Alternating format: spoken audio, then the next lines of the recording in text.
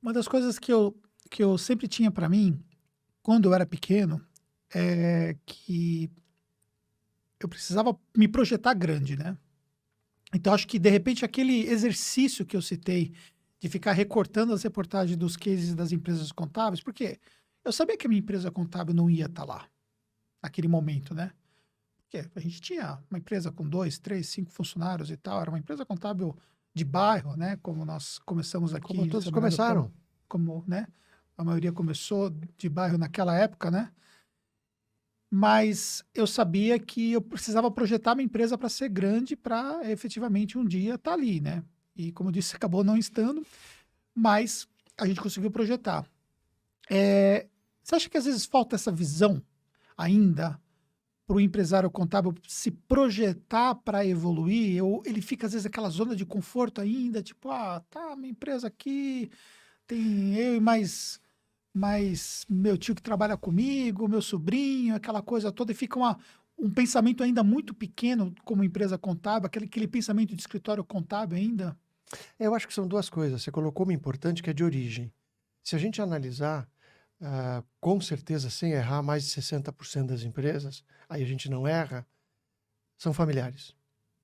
E empresas que, às vezes, uma dificuldade de sucessão e outras indo no caminho da herança, né? E não foram preparados para isso. Então, esse é um ponto. É um ponto que um segmento que nasceu muito familiar e precisava de uma transformação muito rápido nesse conceito de governança. O segundo questão é o que você fez, por exemplo. Se você olhar para anos atrás, eu estou falando de 40 anos atrás, da contabilidade, era um mercado dizendo, eu cresço boca a boca. Por isso que você usou esse termo bairrista, eu construí no bairro uma empresa pequena e aquele cliente que te recomendou para outro cliente. Você veio ao mercado depois de muitos anos de trabalho mostrar que o boca a boca hoje, ele pode ser valorizado, é importante, mas estamos falando em credibilidade. Eu costumo comparar a contabilidade com investimento financeiro e com o médico. Mas você tenta mostrar para esses empresários que não dá para viver do boca a boca. Tem que viver de uma visão estratégica. E acho que esse é o ponto que você colocou. Eu acho que os empresários, a contabilidade, o escritório, eles têm visões muito mais tempo na técnica e muito menos na estratégica. Ó, Então, eu acho que nesse aspecto de desenvolvimento, faltou isso. Faltou esse drive para o empresário, mas sempre alguém que tivesse. E uma coisa importante lembrar: nesses anos todos que eu convivo com esse mercado, é um mercado que você fica muito sozinho. O contador, o empresário, quase não tem muito com quem falar. Se está naquela sucessão, fala com o filho, com a filha, ou com o sobrinho, né? mas a entidade não conseguiu inserir esse processo de inclusão aí para troca de Sim, informações? mas nós estamos falando no mercado, se você colocar em São Paulo, são 22 mil, Uhum. né? É muito pouco. Nós tínhamos um exemplo que a gente falava muito. O Sescom foi, por muitos anos, investiu demais na qualidade do serviço da empresa contábil com o programa PQC. Sim. Você lembra disso? Se você olhar o número das empresas qualificadas versus o potencial de mercado, era uma coisa que me assustava. Nós trabalhávamos, investíamos, né, fazíamos um projeto, começo, meio e fim, acabamos transformando ele em outro desenho mais qualificado, né? Entramos com um programa de qualificação e não de qualidade, entramos com conceitos de RH, tecnologia, transformação digital, entramos com conceitos técnicos, né, de empreendedorismo. Não tinham 500 empresas, Anderson. Muito É pequeno. muito pequeno. Então, assim, a entidade fez muito. Mas o mercado é muito grande. Ainda falta muita gente. E você atribui que existe uma falta ainda de consciência do mercado nessa questão de se qualificar? Eu acho que o mercado está um pouco cansado.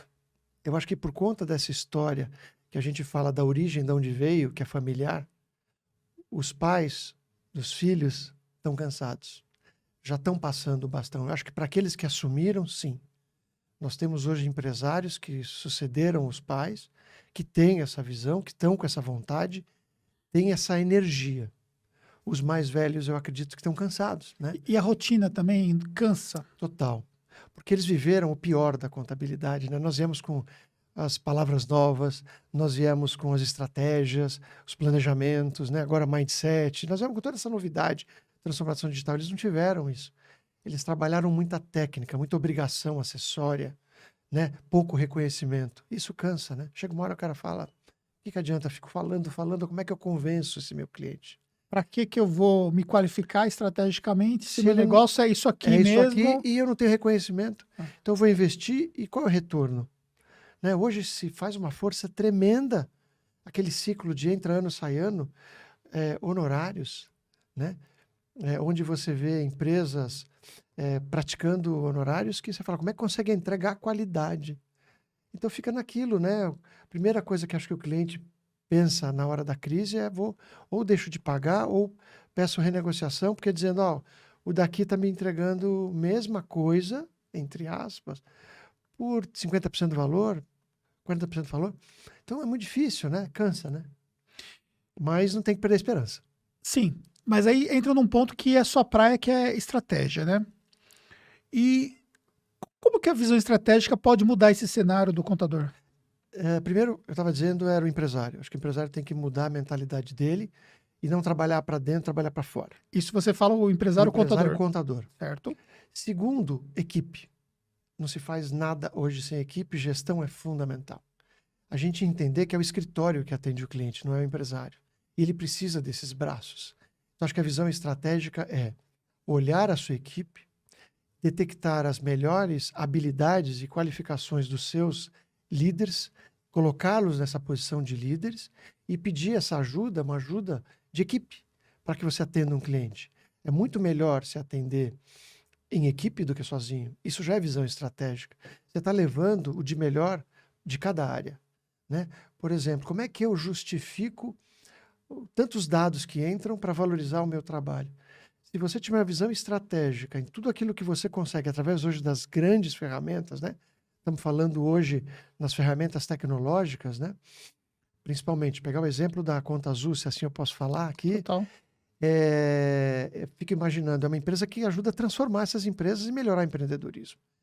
Então ela está te dando condição de trazer muita informação.